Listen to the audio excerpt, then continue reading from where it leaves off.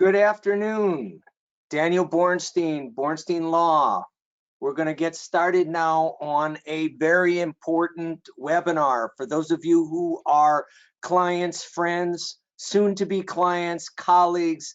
It's my pleasure to be here and help educate you about what is admittedly a very, very challenging time and a very complex environment to practice landlord-tenant relations. Whether you're a property manager, a real estate investor, a tenant, or a landlord, there's a great deal of information that you need to digest in order to properly handle your situation. And my goal today is to go over what I think are core components of the current state of the COVID pandemic and the law, so that you are in a better position to understand where we are and where we are going as we trend into the summer and hopefully trend in that continued positive end of the tunnel light where the pandemic dissipates and we get back to the normal functioning of our day-to-day life and our day-to-day interactions between owners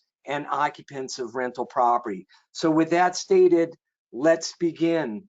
My agenda for today is to review the new law, relatively new law, that came into effect at the beginning of the year, SB 91, talk about rent debt that has arisen during the COVID pandemic, talk about the state rent relief program that all of you need to be aware of, whether you're a tenant, a property manager, an owner, and get you ready and capable of applying for state rent relief.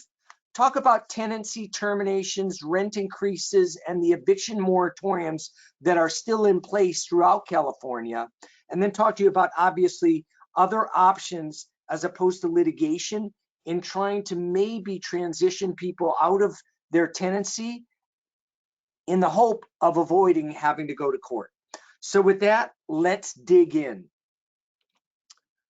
This just in, I'm going to be talking to you about the state rent relief program.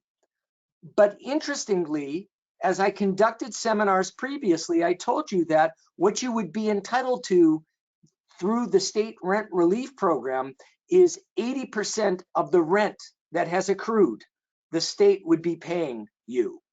Interestingly, as of early last week, Governor Newsom announced that he's going to try to secure 100% of the rent debt owed and put it into the owner's hands. Now, this remains to be seen. It is a policy, a hope, a desire. And remember, Gavin Newsom is facing the possibility of a recall, and he's facing an election. So he's announcing lots of new initiatives, and there is funding available for it. But I mention this because, of course, we're all excited about the possibility of securing 100% of the rent debt back through the state rent relief program, but it remains to be seen. It's a proposal, and it's not policy at this point in time. Most importantly, the reason this slide starts up front is to let you know that the law is fluid, the law is in flux. I've never confronted a situation in my professional legal career where laws are changing on a month-by-month basis, and you simply have to strap in, get ready to learn, and recognize that what was the law in January is no longer the law in May, and what is the law in May may not be the law in June. But for today, I'm going to give you a snapshot of where we are and where we're headed. SB 91, which is the sort of amendment to AB 80, which is really the COVID-19 pandemic landlord-tenant rules, essentially extended the eviction moratoriums through June 30th of 2021, and also set new rules relating to COVID rent debt. Before the pandemic, if a tenant did not pay you the rent, you could serve a 3-day notice to pay rent or quit. And if the tenant did not pay the rent in 3 days, you could rightfully perfect your right to file an eviction lawsuit with the court seeking to recover possession of the premises. Because of COVID-19 and the pandemic, and because the public policy is to try to stabilize housing during a pandemic and not increase homelessness, AB 80 and SB 91 were put in place in Sacramento, and it ensured greater protections of tenants. And it's extended through June 30th of 2021, which is about 6 to 7 weeks from now. The general rule is the tenant who pays 25% of the monthly rent will not be evicted at this time. The 25% of the rent can be paid at the end of June to cover rent that has accrued. So for instance, if a tenant owes you $1,000 for January rent, you will not be able to evict that tenant if they filed a hardship document and paid $250 of that January debt by June 30th of this year. This law allows tenants who are facing COVID-related economic impacts to only come up with 25% of their rent debt to insulate them from the risk of an eviction action. And this SB 91 preempts local jurisdictions, so this rule covers the gamut of the state. Also, SB 91, the very interesting thing is that it provides authorization for a state rent relief program to cover rent debt that has accrued from April of 2020 through and including March of 2021. So, owners who have not received rent may go through the state rent relief program to recoup some of that rent debt, as long as you follow certain protocols, as long as a tenant meets the criteria, and as long as the parties cooperate in the application process. The next portion of this webinar will discuss this process. As of February 28, 2021, all owners who had tenants who had accrued rent debt should have served this informational notice. Your obligation to serve it was based upon a February 28, 2021 date. If you have not served this document to those tenants who owe you rent debt money, please do so immediately. And for those wonderful people who have chosen to participate in this webinar, if you don't have this document, email me after this webinar and I will be glad to send you a document that you can use. It's a simple document that informs the tenant of what their rights are to allege COVID-related financial distress. And also on page 2, it also, the third last paragraph also informs them that you may qualify for rental assistance, and it then informs them of a program, the state rent relief program, articulated under AB 91, that provides the ability to seek rent relief from the state. Again, if you didn't serve this by February 28th, you're out of the time period, but nevertheless, I still recommend you send this to all tenants who have not paid you rent from April of last year through and including the present.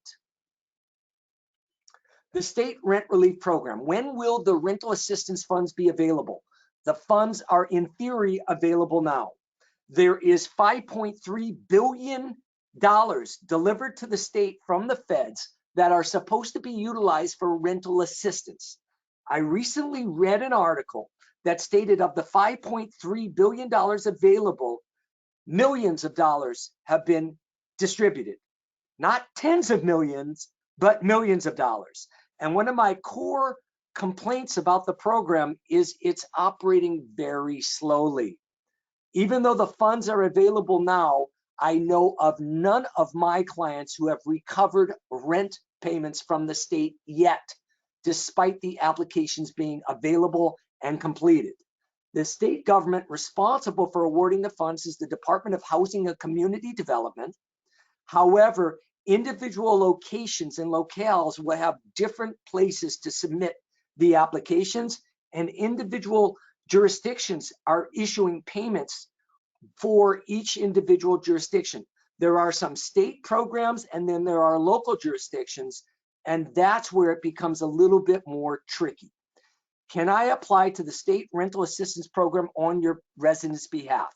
And the answer is yes. As a landlord, as a property manager, you can apply on behalf of the resident, but in the end, in order for you to recover state rent relief funds, you're going to have that resident cooperate with and participate in the application process in order to recover state money. Who is eligible for rental assistance under the state program? In order for a tenant or a household to be eligible, at least one person in the household must qualify for unemployment benefits or experience reduction in household income, incur significant costs, and or experience financial hardship directly or indirectly related to the COVID-19 pandemic. In addition, at least one person in the household has to demonstrate a risk of homelessness or housing instability. What is an example of it? A past due utility bill, a rent demand notice, a notice to pay rent or quit, unsafe, unhealthy living conditions, or any other evidence of such risk. In order to qualify, you must meet those two criteria. And of course, the state is going to check a box and see that you have completed the application and that you do meet these criteria before they're even going to mark your application as complete. Remember, eligibility does not guarantee rental assistance. The program prioritizes households that are less than 50% of the area median income. In order to qualify, at least you must have 80% of the median income. Any more than 80%, then you are outside of the criteria. So you're looking for people whose lives are such that their income is lower than 80% of the median income for that location. And there is a preference for those who are even below that number at 50%. And this is especially true for San Francisco and the surrounding Bay Area. How much money of the rental debt will be paid? So as you see, there's a big yellow down below, because at the beginning of this webinar, I announced that Governor Newsom stated that he's going to provide 100%, but as it stands right now, the rule is 80% of the unpaid rental debt that accumulated from April 1st through and including March 31st, 2021. So if you have a tenant that owes you $10,000 for this period of time and they meet the criteria and qualify for state rent relief, you will be only entitled, as it stands right now, to recover $8,000 of that $10,000. The rest gets waived, and you will not be able to seek those funds from the tenant. Now, again, the law is in flux. Governor Newsom announced that he's going to provide 100%, but as it stands right now, the rule is 80%. The remainder gets waived. Please be advised. I welcome your engagement with my office. I treasure the opportunity to educate you. You've got to stay in contact with me. If you're not receiving email blasts, if you're not a friend of mine on Facebook, if you're not linked in with me through LinkedIn, then you're missing opportunities for me to keep you informed of changes in the law, which I have diligently done, especially during this pandemic. So we will continue to monitor Governor Newsom's pronouncements, and if it really becomes 100%, good for all of us. But it remains to be seen how that policy is going to be implemented and what protocols are going to need to be followed to recover not 80%, but 100% of that debt. What happens to the unpaid rent debt accumulated? Under the program, landlords must accept assistance as payment in full. You cannot proceed with an unlawful detainer or an eviction action for that debt that accumulated from April 1st through March 31st if you participate in the state program.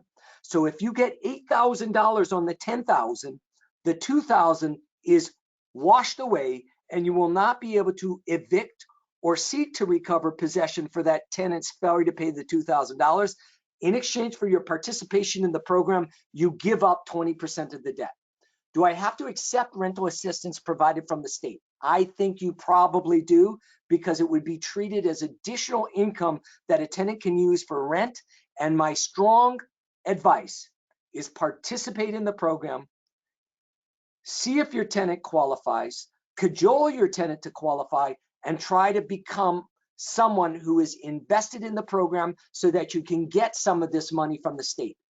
Generally speaking, if a tenant owes a landlord $10,000 and they hire my office to pursue this collection, it's unlikely that I'm going to, after the attorney fees and the court costs, going to be able to deliver to you 80 cents on the dollar of that $10,000 debt. That's why the state rent program is attractive. What happens if you do not want to participate in the state program? You will only be entitled to receive 25% of the rent debt, and that rent debt goes to the tenant. And I'll show you a chart on that. I strongly recommend you participate. I don't see any downside at this time in participating in the program. Be advised, the program is set up to also potentially cover utility arrearages that a tenant has accumulated, assuming that there is funding available for this. The state is directly administrating the program. There is $5.3 billion of money available. And for those of you who haven't gone to the website, please look down below, housing.ca.gov. Housing is Key is the location for much of the information statewide that will inform and educate clients, tenants, and others about this program. In the 25 years of practicing law, never have I ever seen a program of this created, and never has it been funded with $5.3 billion. It's time for us to focus on trying to recover this money, if at all possible. So here's a chart so that people can understand how the program works.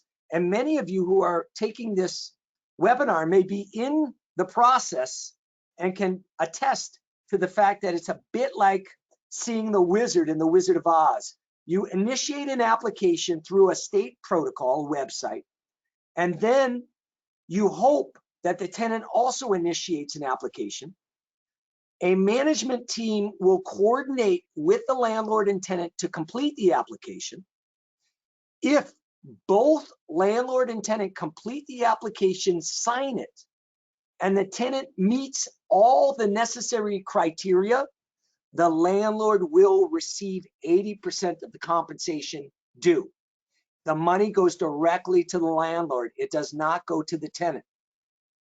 However, that nice protocol or process where we get to those top blue boxes assumes cooperation and participation of the tenant and the landlord. What happens if your tenant is not willing to participate? You are out of luck. You will not complete the application, and you will not receive state rent relief. The tenant will still be responsible for 100% of the debt. However, chasing tenant for debt is not easy, and SB 91 makes it even more difficult to recover possession of premises when you don't have when you have a non-cooperating tenant. If you start the process and then a landlord stops participating and the tenant completes the application, then the tenant will receive 25% of the rent debt that has accrued. The landlord will not receive the money, and then it will be up to the tenant to make that 25% payment. Most importantly, as you see this chart evolve, you recognize that in order to maximize value, you must have landlord participation, tenant participation, and tenant qualifying. Now, for some of you who have wonderful tenants who are not tech savvy, who may not speak English as the first language, you may need to work with the tenant in order to find a time and place to have them complete the application. And it may be that you need to get them in front of a notebook computer so that you can help them complete the application. Of course, do so safely, do so under COVID safety protocols, but help the tenant who needs help complete the application, especially for those who English isn't their first language or they're not adept at technology, because there will be uploading of documents and other ways in which a computer will make things easier. But those people who do not have that core expertise are going to find themselves at a distinct disadvantage. Be helpful. Even if you have a difficult relationship with the tenant, now is the time to come together and articulate that this is a win-win situation.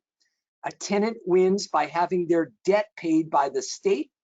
A landlord wins by getting money in their pocket without the obligation to pursue it through small claims court or through an eviction process.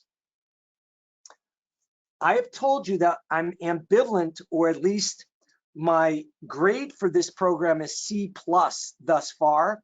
And that's because even though it's a state program, it's somewhat balkanized. Different locations, different areas had different programs that actually did the process for the location. So if you have an Oakland property, you have to go to this website. If you have a San Francisco property, you have to go to another website. And many of them were slow out the gate to get going. I believe all of these applications that are now available, and you should be submitting your applications at this point in time. If you have property in San Francisco, you go through the San Francisco link. If you have property in Alameda County, you go through the Alameda County link. If you have particular property in Oakland or Fremont, you go to those particular links. You can go to the state link, but they're going to send you back to these links. And then you have different city organizations or county organizations that are actually going to cut the check for you. Again, in order to preclude the risk of fraud, there is a rigorous due diligence process before the checks are being cut. And that's why it's a very, very slow and cumbersome process thus far. Of the 5.3 billion that has been provided, only millions, not 10 millions, have been delivered thus far, which is inherently disappointing. Evictions under COVID-19. So the general rule is to stay away from the court. The courts are slow. The courts are having difficulty because of the COVID pandemic conducting jury trials. Different court counties have different rules, but the general rule is avoid the courts if you can. Evictions under COVID for non-payment of rent. Tenants have, instead of 3 days, they have 15 days to pay the rent or complete a hardship declaration. Any 15-day notice to pay rent or quit in California must include a 15-day hardship declaration. If the tenant fills out the hardship declaration, they have until the end of June to pay 25% of the debt owed. If they pay that 25%, you may not evict them. And they have until June 30th to make that payment. Also, SB 91 has extended just cause eviction protections to all tenants through June 30th of 2021. So if you own a single family home in Walnut Creek, a condominium in Concord, a single family home in Modesto or Fresno, those single family homes and condominium units that under 1482, which is the state just cause eviction rules, are typically exempt. For now through June 30th, you must have a just cause to evict. The expiration of a fixed term lease is not a just cause to evict. The desire to sell a property vacant is not a just cause to evict. So for those of you who are antsy about a vacancy, my suggestion is wait until the end of June to start any type of landlord-tenant action, regardless of whether you're dealing with single-family homes or multi-unit properties. And I have to also say this, on the term June 30th, 2021, that date may be extended by the state. There are murmurings in Sacramento that they're intending to extend that through September of 2021. Keep informed, but for now, the law is June 30th, 2021. If a tenant has filled out a hardship saying that they have a COVID-related hardship and they paid 25% of the rent debt, then they cannot be evicted, and commencing August 1st, you can file a small claims action for that remaining debt. For instance, a tenant fills out a hardship document. They owe you $10,000. They did not qualify for state rent relief because their median income is above 80%. On June 25th, of the $10,000 that was owed, they pay you $2,500. They owe you $7,500. You can't evict. What can you do? Commencing August 1st, that $7,500 can be recouped through filing a small claims lawsuit. And I have to be careful. You can get a judgment for $7,500. Collecting the judgment is a totally different thing. Normally, small claims court has a jurisdiction limit of $10,000, but for COVID-related rent debt, there is no jurisdiction limit, monetary limit. So for instance, if a tenant owed you $40,000 and they paid you $10,000 on June 25th, they owe you $30,000 for rent that is accrued through June 30th. You may not evict because they came up with 25% of the rent debt. That $30,000 on August 1st, you can file a small claims court. There is no jurisdictional limit. In my 25 years of practicing law, I have never had clients call me up with so much rent debt accumulated. Mr. Bornstein, someone owes me $60,000, someone owes me $30,000, someone owes me $25,000. Normally, I'm dealing with $5,000, $7,000, $3,000, but because of the pandemic, the amount of debt is enormous. Again, try to seek it through the state rent relief program. If you can't qualify, then you will be able to go to small claims court. I will tell you one thing.